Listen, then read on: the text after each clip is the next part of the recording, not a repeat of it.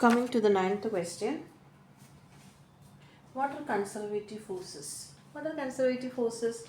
The forces which are independent of path. That means, see, if this is a pen,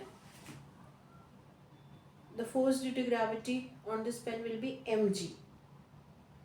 Okay, so gravitational force is mg.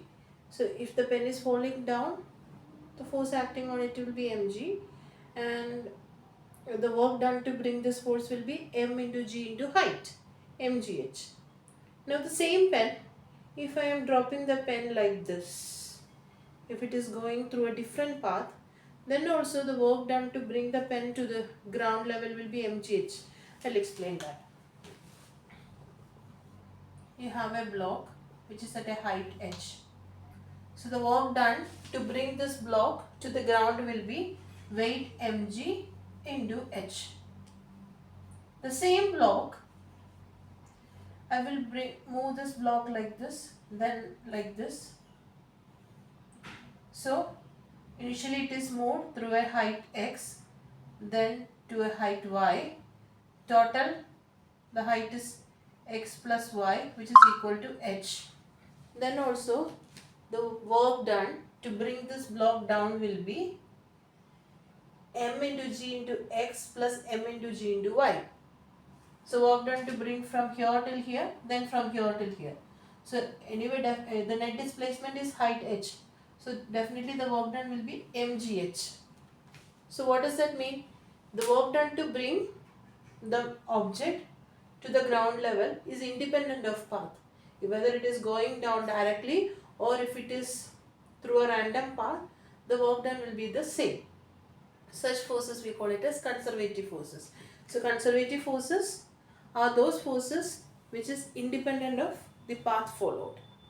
Example is gravitational force, and in the second part of the question, what are conservative forces? Show that gravitational force is conservative in nature. So you have to explain using an example like this, that the gravitational force is conservative in nature. Okay, now coming to the B part of the question, it's a problem. So in the B part it is given, a bucket of water is tied to one end of a rope of length 3 meter.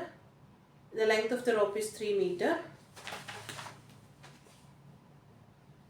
which is rotated in a vertical circle. The length of the rope is 3 meter and the rope is rotated in a vertical circle. What should be the minimum velocity so that the water from the bucket will not spill? So for doing that, what we will do is, the centripetal force should be equal to the weight. If the centripetal force is equal to the weight, if both are equal and opposite, the water will not spill. Okay, so centripetal force. So to prevent water from spilling, centripetal force should be equal to the weight. mv square by r is equal to the weight mg. So mm cut, v square will be equal to rg, or v is equal to root rg. On substituting the value, r is the radius, the length of the rope will be the radius. 3 into 10, you will get root 30, it will be 5.47, that is the velocity. They are asking the minimum angular velocity. We know omega is equal to, or v is equal to r omega, we know. So omega is equal to v by r. So angular velocity will be omega v by r. So when you substitute 5.47 by the radius 3, you will get the answer as 1.82 radian per second. So that is the minimum velocity with which he should rotate the rope so that the water will not spill out of the bucket. Okay.